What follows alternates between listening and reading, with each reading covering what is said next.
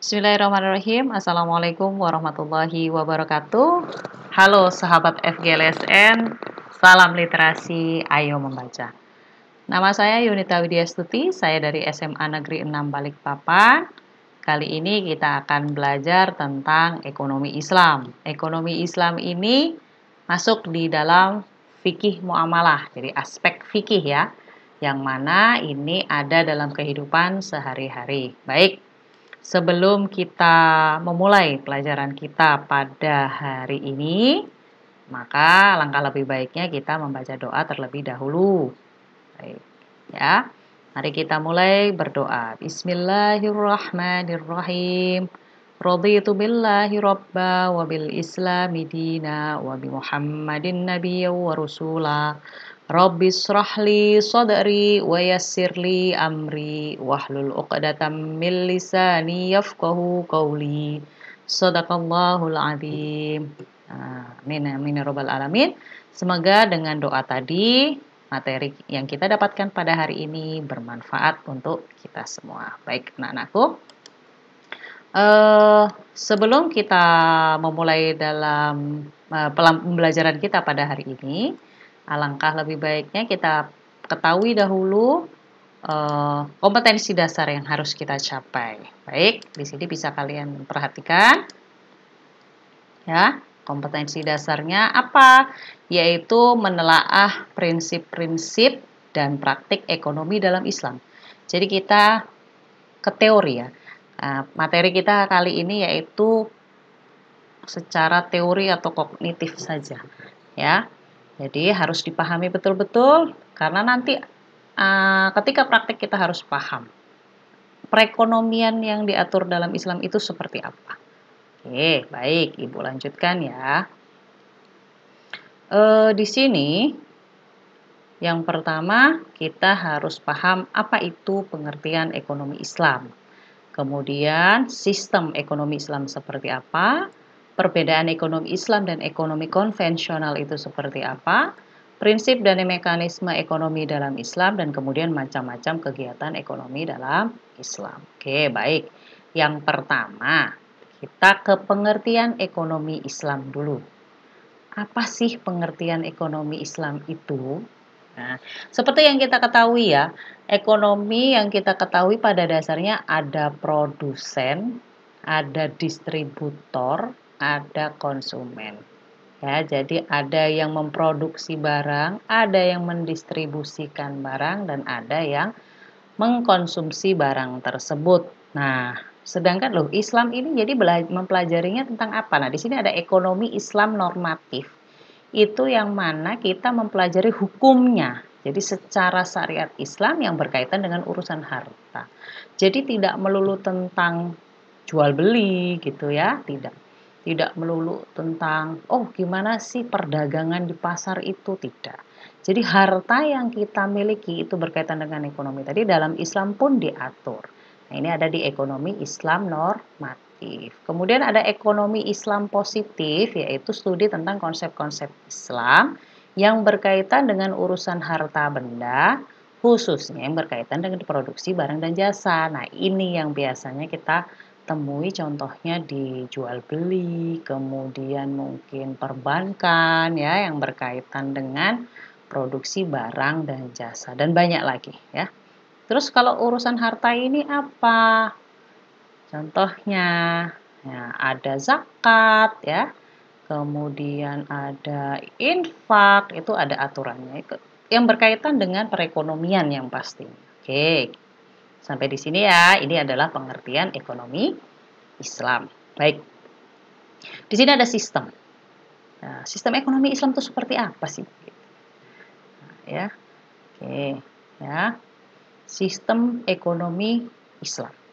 Nah, sistem ekonomi Islam itu muncul ya, sistem ekonomi sosialis atau komunis muncul akibat dari paham kapitalis yang mengeksploitasi manusia sehingga negara ikut campur sangat dominan. Ini yang pertama harus diketahui dulu. Jadi ada sistem ekonomi sosialis atau kapitalis. Nah, sistem ekonomi kapitalis negara tidak mempunyai, sistem ekonomi kapitalis negara tidak mempunyai peranan utama atau jika ada sangat terbatas dalam perekonomian. Ini kalau kapitalis, ya. Nah, sedangkan dalam ekonomi Islam yang ditekankan adalah terciptanya pemerataan distribusi pendapatan. Nah, ini beda. Ada ekonomi sosialis komunis, yang mana di sini adalah mengeksploitasi manusia. Jadi lebih ke mungkin kerja rodi ya, tapi dia nggak punya hak. Ya, jadi negara ikut campur sangat dominan. Kemudian kalau ekonomi kapitalis ini negara tidak mempunyai peran utama. Kalaupun ada hanya terbatas. Ya. Tapi kalau sistem ekonomi Islam yang ditekankan adalah terciptanya pemerataan distribusi pendapatan. Jadi adil, siapa yang kerjanya lebih banyak ya dia akan dapat lebih banyak. Atau yang memang prestasinya lebih baik maka akan mendapatkan jauh lebih baik. Nggak ada orang nganggur terus tiba-tiba ada uang gitu ya. Gitu. Oke, jadi seperti itu. Jadi gambaran saja. Nah, apa sih perbedaan ekonomi Islam dan ekonomi konvensional? Ekonomi konvensional itu yang tadi seperti Ibu sebutkan tadi ya.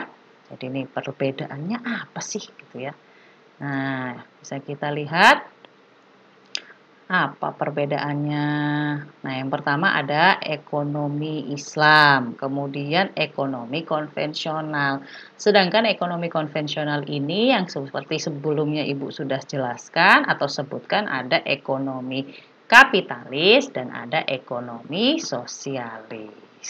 Nah, bedanya di mana sih, Bu?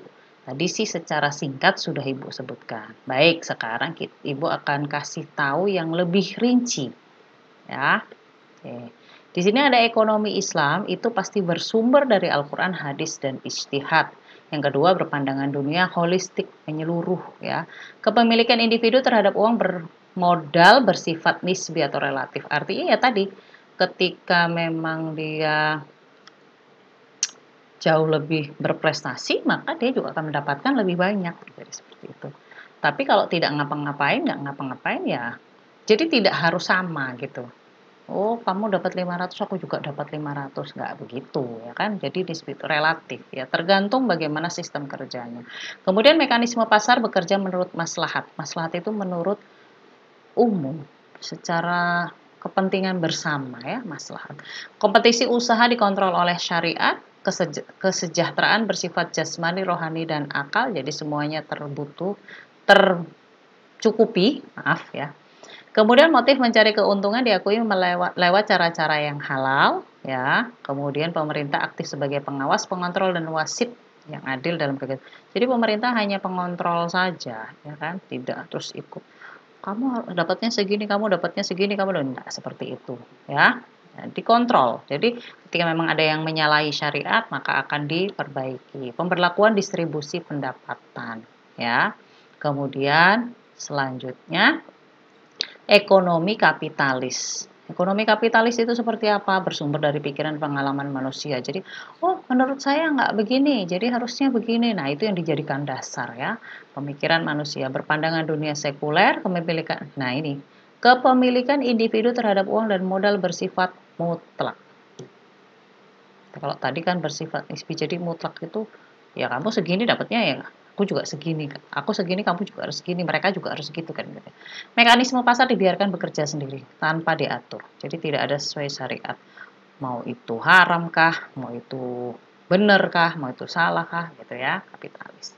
Kompetisi usaha bersifat bebas dan melahirkan monopoli, kesejahteraan bersifat jasa dia, motif mencari keuntungan diakui tanpa ada batasan yang berlaku, artinya semakin kaya, ketika dia sudah kaya maka dia akan semakin kaya gitu ya. Nah, bisa dilihat sekarang itu ada beberapa yang seperti itu. Oke, makanya suka ada muncul istilah yang kaya akan tetap kaya, yang miskin tetap akan miskin gitu ya. Jadi padahal tidak. Kemudian pemerintah aktif sebagai penonton pasif yang netral dalam kegiatan ekonomi, tidak dikenal distribusi pendapatan secara merata.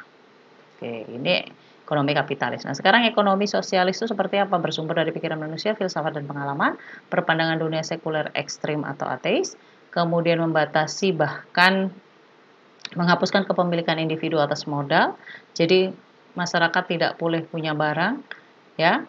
Kemudian tadi sosialis seperti yang kita lihat di sebelumnya yang sudah Ibu rangkum. Jadi dia seperti apa? Kerja rodi ya. Jadi tapi nggak kerja udah banyak tapi nggak dapat apa-apa gitu. Perekonomian dijalankan lewat perencanaan, jadi direncanakan semuanya tidak berjalan sebagaimana alami gitu, kemudian tidak berlaku mekanisme harga melainkan sesuaikan dengan kegunaan barang bagi masyarakat. Jadi semakin banyak yang membutuhkan maka akan semakin mahal gitu. Negara berperan sebagai pemilik, pengawas dan penguasa utama perekonomian. Jadi barang itu semuanya milik negara, tidak bersifat individu. Ya, kemudian tidak mengakui motif mencari keuntungan, pemerintah mengambil alih semua kegiatan ekonomi, menyamakan hak penghasilan dan pendapatan individu. Baik, ini adalah perbedaan dari ekonomi sosialis. Mungkin kita bisa lihat di sini ya. Ini sistemnya tadi ya. Nah, ini kan sistem ekonomi sosialis atau komunis muncul akibat dari paham kapitalis yang mengeksploitasi manusia sehingga negara ikut campur sangat dominan. Jadi inilah sosialis, ini kapitalis, dan ini secara Islam. Jadi mungkin kalian bisa nanti membaca ini secara singkatnya dan lebih detailnya di sini. Oke, baik. Selanjutnya, prinsip dan mekanisme ekonomi dalam Islam itu seperti apa? Oke. Nah, ini prinsip ekonomi Islam. Hak terhadap harta. Kemudian ketidaksamaan ekonomi dalam batas yang wajar, ya. Jadi setiap ya tadi kembali lagi ketika memang dia memang bekerjanya lebih giat, maka dia akan mendapatkan harta yang lebih banyak, tapi dalam batas wajar. Kemudian kesamaan sosial, tidak ada kesenjangan ya, tidak ada yang kaya banget, miskin banget gitu, enggak. Nah, jaminan sosialnya ada, distribusi kekayaan secara meluas, kemudian larangan menumpuk kekayaan, kesejahteraan individu dan masyarakat. Kemudian apa mekanismenya? Mekanismenya adalah melalui aktivitas ekonomi yang bersifat produktif berupa berbagai kegiatan pengembangan harta dalam akad-akad muamalah dan sebab-sebab kepemilikan. Kemudian mekanisme non-ekonominya apa? Tidak melalui aktivitas ekonomi yang produktif, melainkan melalui aktivitas non-produktif, misalnya pemberian hibah, sedekah, zakat, atau warisan. Nah, ini ekonomi konteksnya di sini lebih di perputaran harta ya. Jadi seperti itu kalau bisa kita gampangnya saja lah. Karena memang semuanya yang zakat, sedekah, ini harta bukan hanya melulu uang ya. Gitu. Oke, sampai di sini. Kita lanjutkan di macam-macam kegiatan ekonomi. Apa saja sih? Banyak nggak gitu? Sekilas saja Ibu kasih tahu. Ada tadi sudah Ibu sebutkan di awal, di situ ada jual beli ya kan seperti tadi yang disebutkan ada zakat, ada warisan, ada hibah, ada apa lagi tadi ya? Banyak. Nah, sekarang ini menjadi tugas kalian. Nah, carilah informasi tentang macam-macam kegiatan ekonomi, ya kan? Apa saja sih kegiatan ekonomi seperti tadi yang sudah Ibu jawab, ada zakat, itu gimana sih informasi zakat itu gimana sih gitu kan. Jual beli itu seperti apa sih syaratnya bagaimana, rukunnya bagaimana gitu ya. Nah, di situ nanti kalian bisa mendapatkan. Nah, setelah mendapatkan informasi ini, kita akan membahasnya di pertemuan berikutnya. Nah, baik anak-anakku, di sini jika anak-anakku semuanya belum paham, mungkin bisa nanti kita sharing kembali di pertemuan berikutnya. Nah, tapi jangan lupa ini tugas mandirinya dikerjakan. Di searching lah, bolehlah browsing ya via internet, lewat buku, boleh tanya ya. Nanti kita akan bahas di pertemuan berikutnya. Baik, sebelum kita akhiri, kita tutup dulu. Kita review dulu, kita evaluasi dulu, ya kita simpulkan bahwasanya di sini perekonomian itu dalam Islam itu sudah diatur sedemikian rupa, yang mana ekonomi Islam itu tidak dalam Islam itu perekonomian tidak ada yang dirugikan. Jadi ketika memang kita melakukan hal yang maksimal, maka kita juga akan mendapatkan maksimal.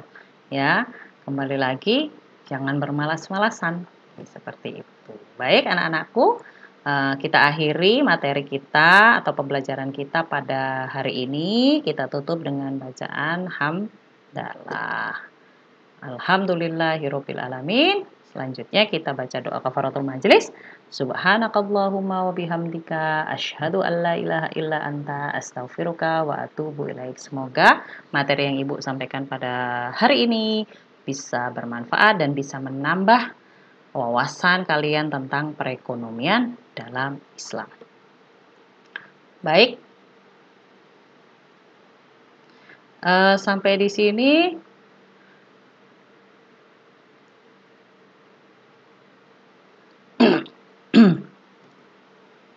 demikian materi kali ini. Semoga bermanfaat. Jangan lupa mohon dukungannya untuk like, subscribe, komen, dan share video ini kepada semua keluarga, teman, dan sahabat yang kalian kenal.